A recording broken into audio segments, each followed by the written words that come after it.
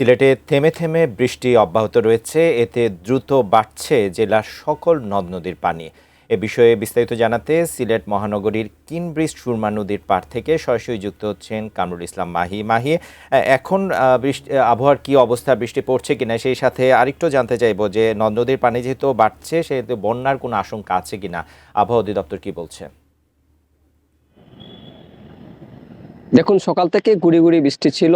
এখন কিছুক্ষণ আগেই সেই বৃষ্টি থেমেছে এবং গত 24 ঘন্টায় সিলেটে উল্লেখযোগ্য সংখ্যক বৃষ্টি হয়েছে। কখনো থেমে থেমে বৃষ্টি হয়েছে, কখনো আবার মুষলধারে বৃষ্টি হয়েছে। আমি এই মুহূর্তে সিলেটের সুরমা নদীর পাড়ে আছি এবং সুরমা নদীর পাড়ে সুরমার পানি কিন্তু গত কয়েকদিনে উল্লেখযোগ্য ভাবেই বেড়েছে। একই সঙ্গে কুশিয়ারা নদীরও পানি বেড়েছে এবং সিলেটের শাখা নদীগুলো যেগুলো রয়েছে সেই নদীর পানিও কিন্তু বাড়ছে।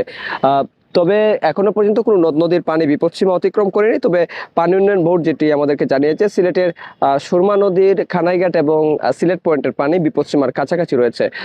এছাড়াও কিন্তু যেহেতু প্রবল বৃষ্টিপাত হচ্ছে গত কয়েকদিন ধরেই, জনজীবনে একটা ভোগান্তি আমরা দেখেছি। বিশেষ করে অফিসকামী যারা রয়েছেন বা শিক্ষার্থী যারা রয়েছেন তাদের মধ্যে একটা ভোগান্তি আমরা দেখেছি।